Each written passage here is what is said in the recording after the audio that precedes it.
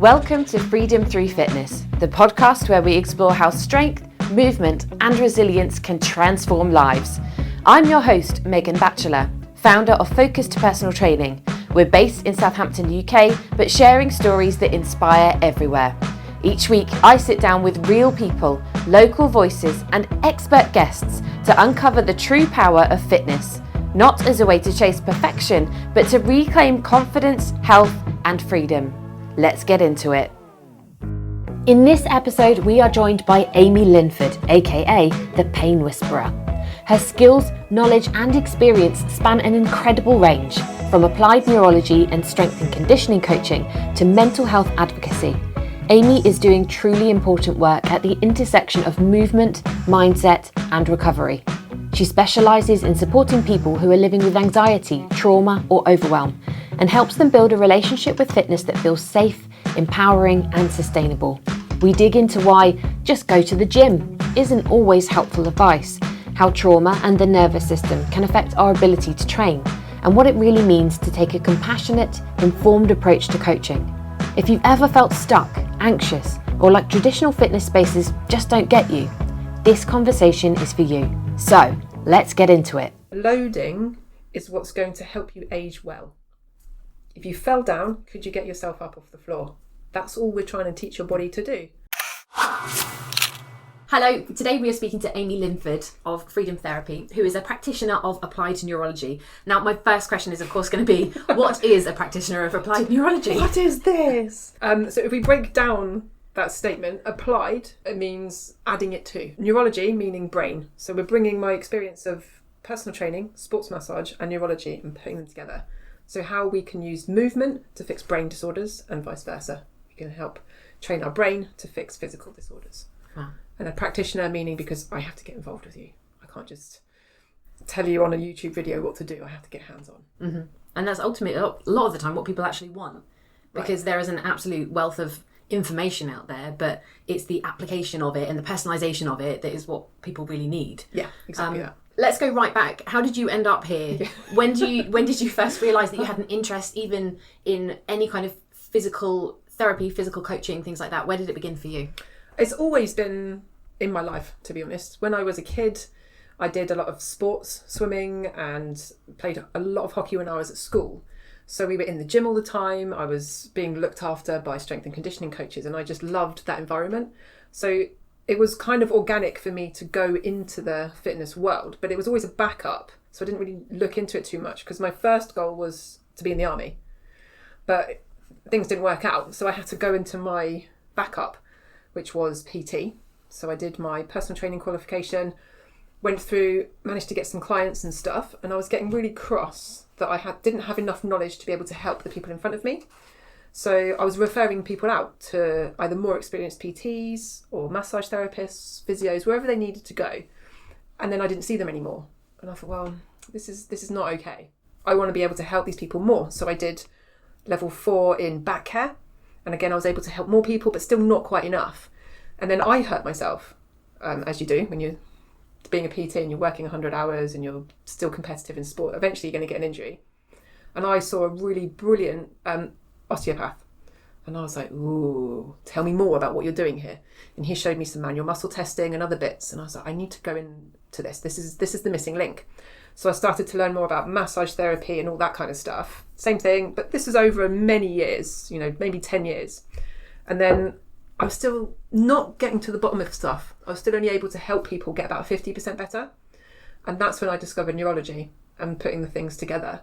So the first 10 years or so was about gaining the experience and gaining the knowledge that I needed about anatomy and physiology and that kind of thing, biomechanics. And then I loved neurology. It just made sense to me. Like, touching your body here gives a different sensation to touching your body there. What does that mean? And how can you help people achieve better movement without pain? And that was the missing link. So I didn't mind learning about quantum physics and all the really difficult stuff.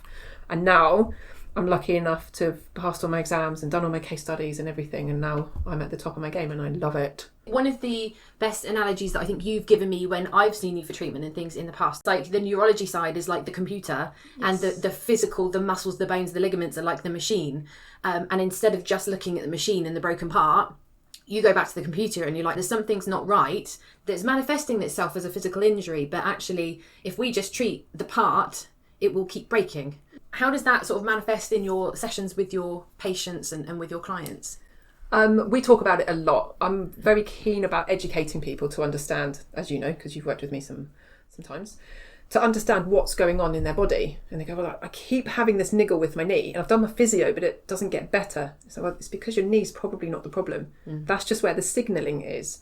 And then they go, what now? So let me show you. And we do some eye drills, for example, and the pain goes away.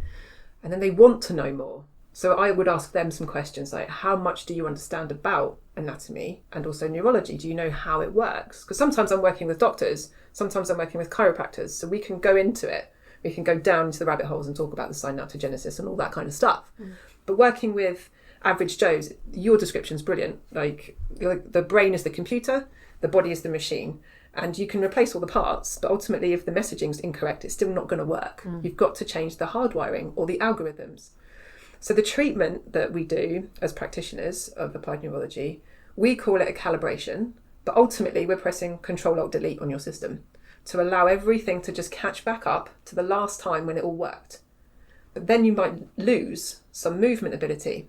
So that's where the PT brain comes in. And then you go, right, so if you've lost internal rotation, we need to add that back in. And then your gait will get better and your knee pain will go away.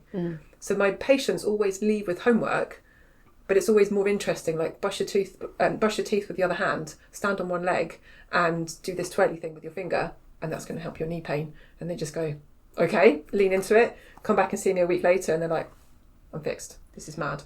I love that analogy of the Control-Alt-Delete, because I think we're all, especially if we're striving to be high performance, whether that's in our career, our family life, or our own workouts as athletes, we're striving to be high performance, and it feels like the messaging that you tell yourself, go faster, go harder, go longer, do more, step up all the time, and that opportunity to just step back and shut out the noise is something that's very easy to not do. So seeing a therapist like yourself helps people to, like, that forced restart. Yeah, and absolutely. Things. Yeah.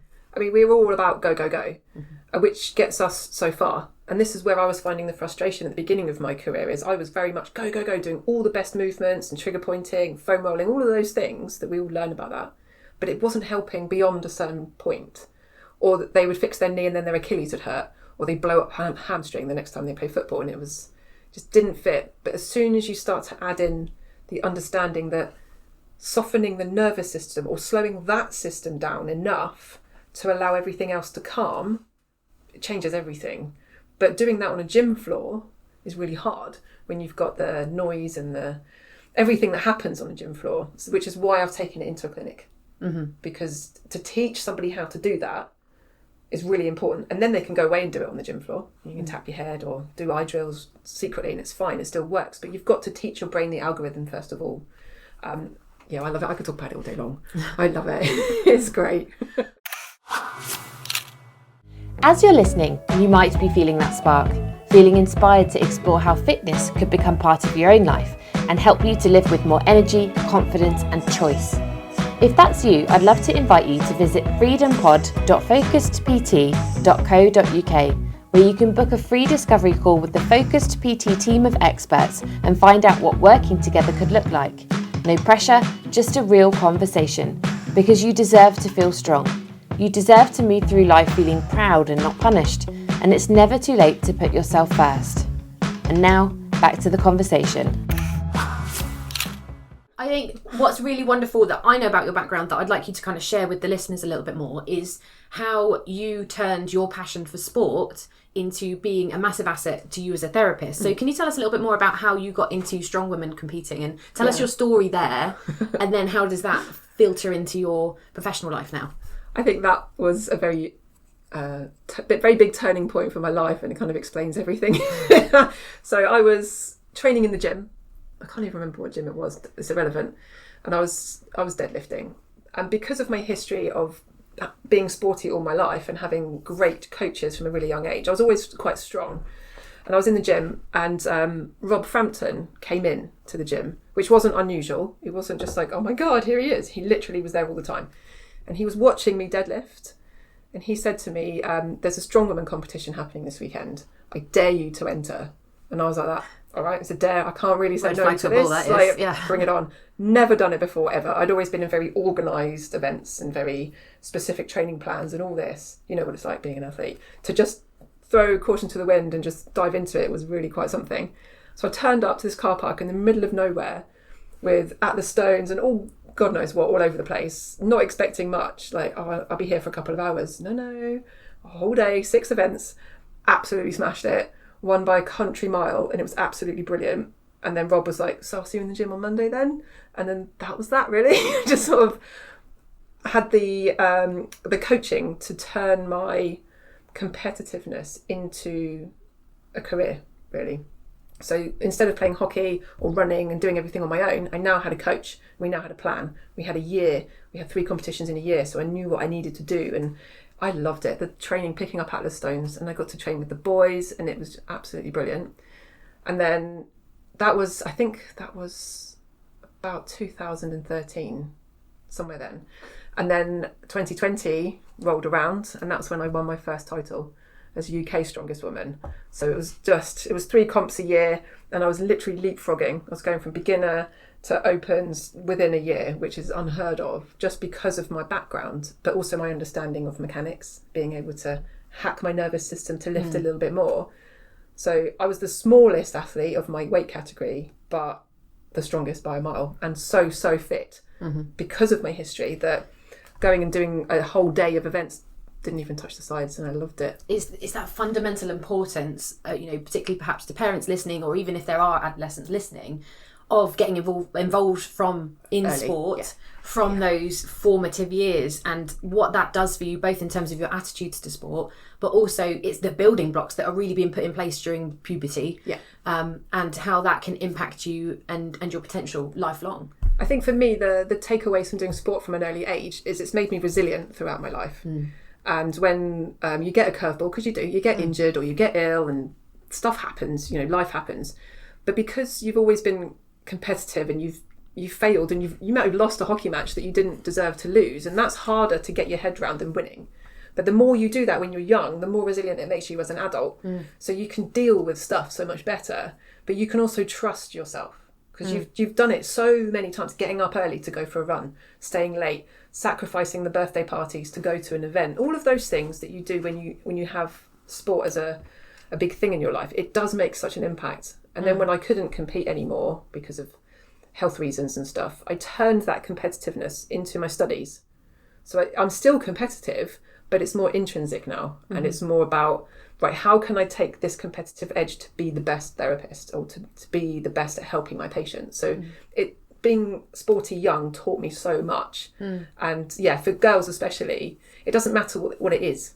It could be gymnastics, it could be dancing. It doesn't matter. It doesn't have to be a team sport, but just do something, because it makes your life better. You trust yourself and you make better decisions. In my small case study. Case study of one. Me. But all my friends as well we were all sporty as kids, and we're still thriving. Yeah. We're all doing really well and have coped with resilience much better, and illnesses and stuff like that. We're fine.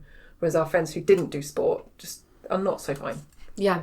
Makes a big but it's never too late either. Never. And I think that leads really well into the kind of work that you're doing now. Yeah. In the, from my perspective, I can see how you are encouraging people who are otherwise inactive, or perhaps even they're already in the elderly stages of their life, to become more physically active, perhaps in a place where they have never been before.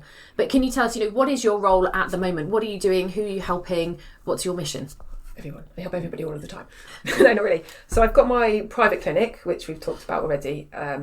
That allows me to see anybody and everybody who wants to come and see me, who has heard about me and privately can come and see me.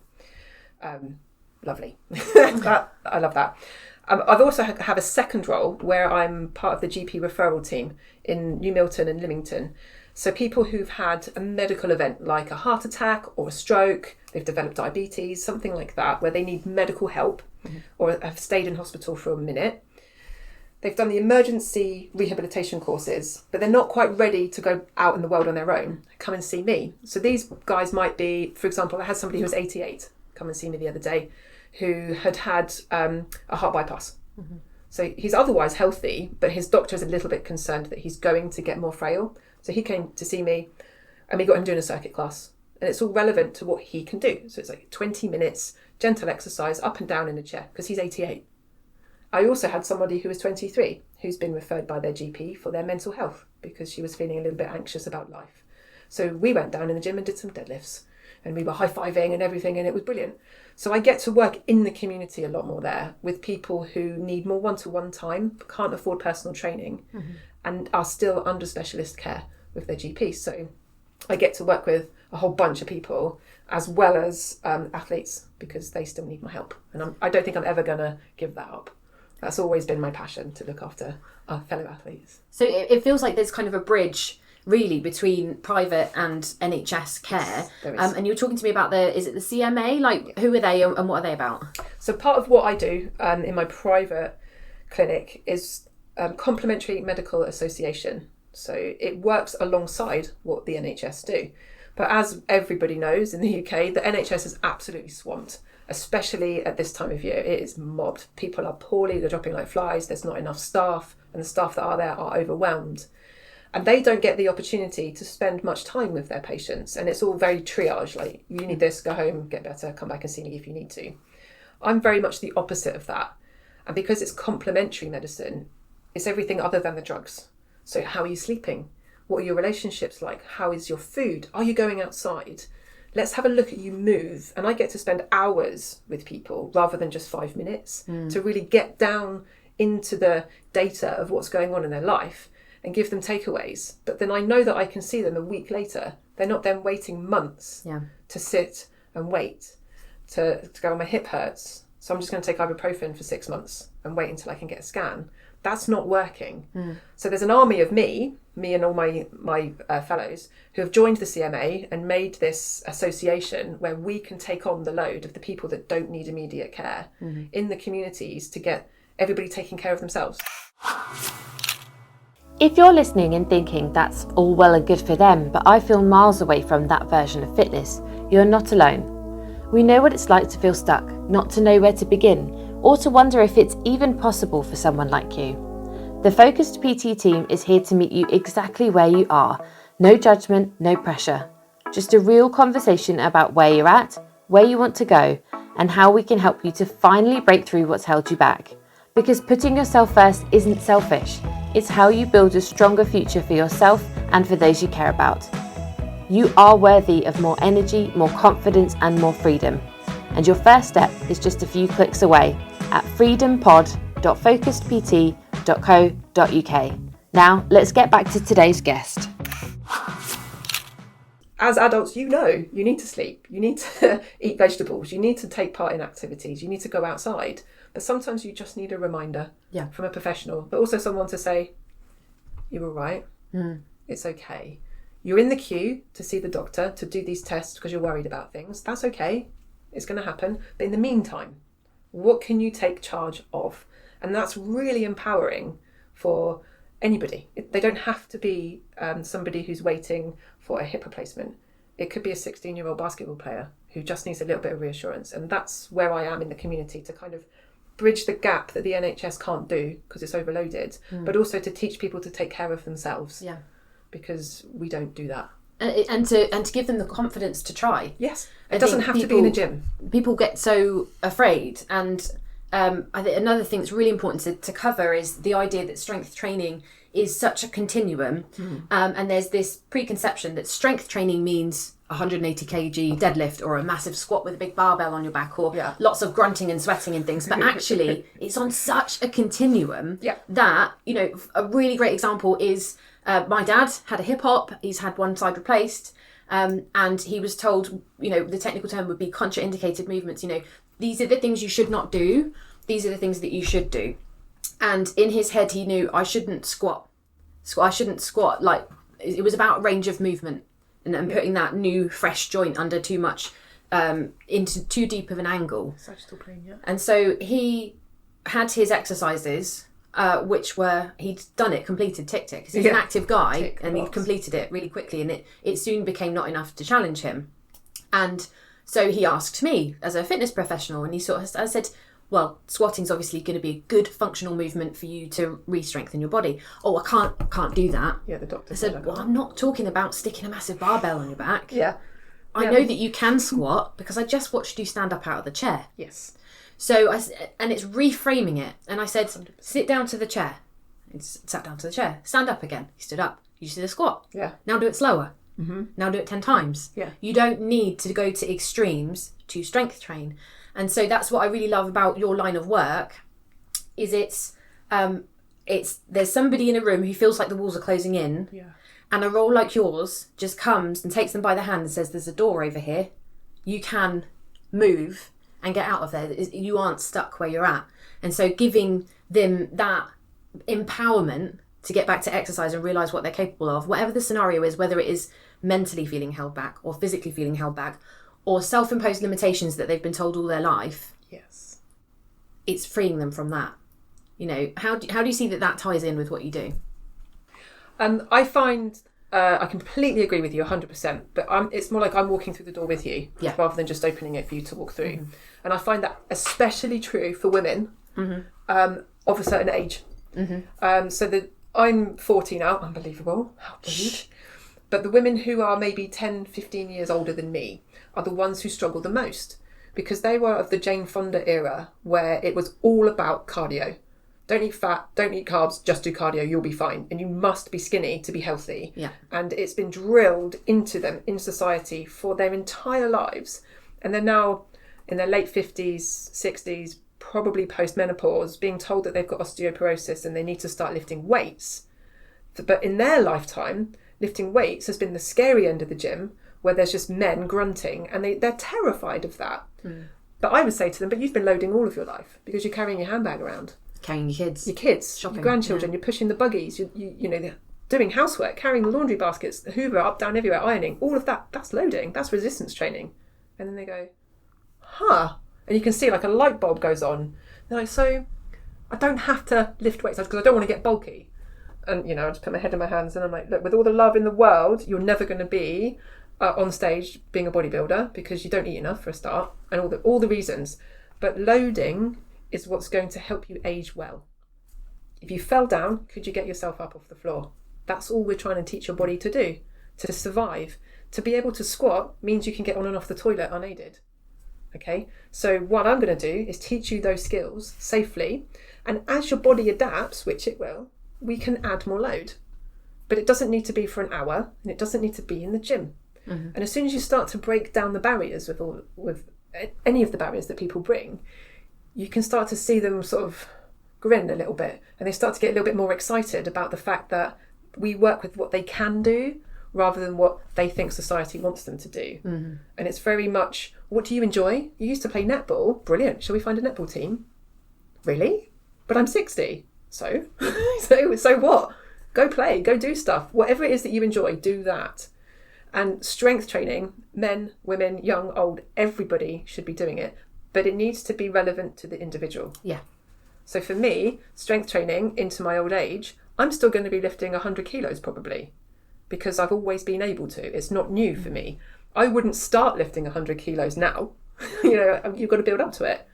So it's really about not comparing yourself to other people, finding somebody who will help you figure out what's right for you. Yeah. And that's what I do. Yeah. In that realm of stuff. Yeah.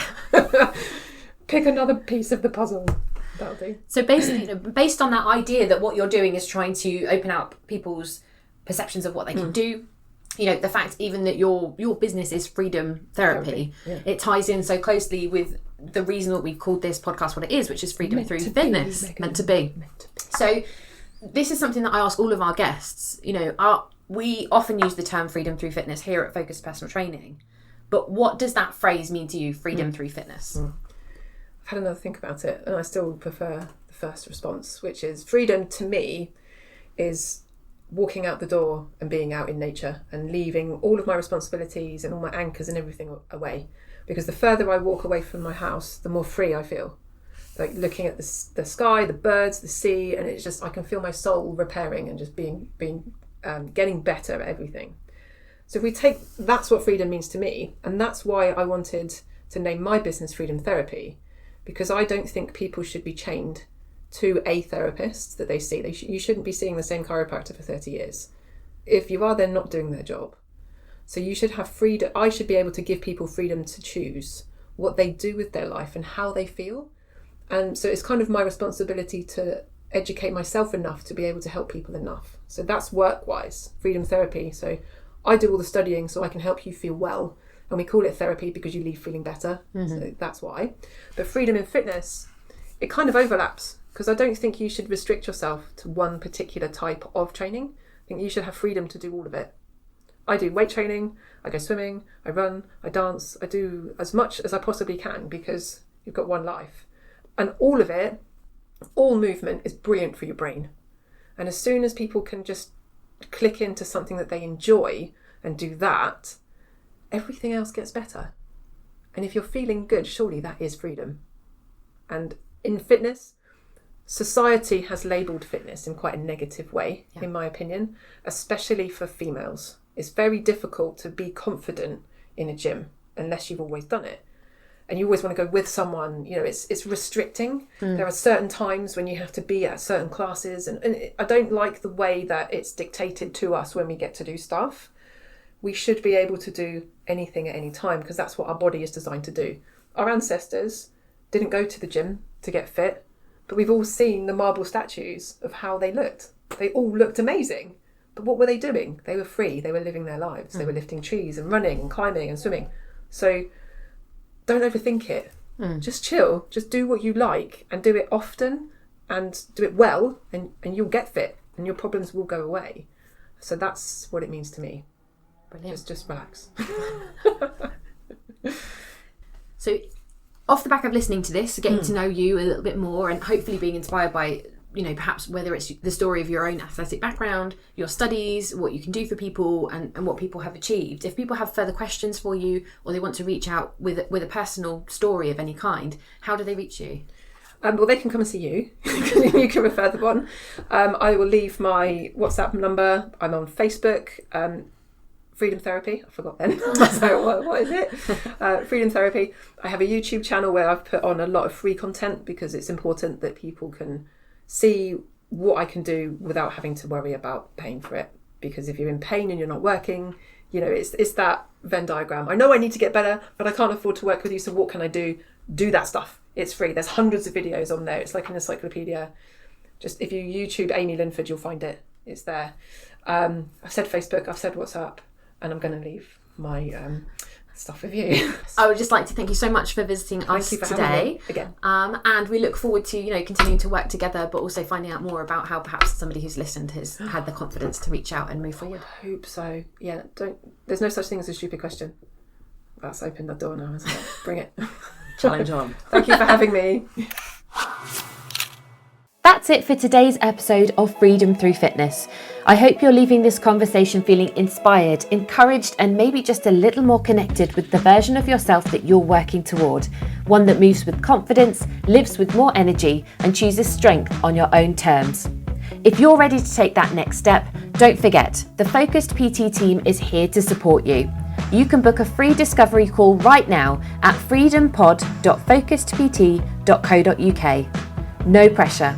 Just a real conversation about what your freedom through fitness could look like. And if you enjoyed this episode, please share it with a friend, tag us at Focused PT UK, or leave a quick review. It helps us reach more people and keep these powerful conversations going. Thanks so much for listening. I'm Meg Batchelor, and I'll see you next time.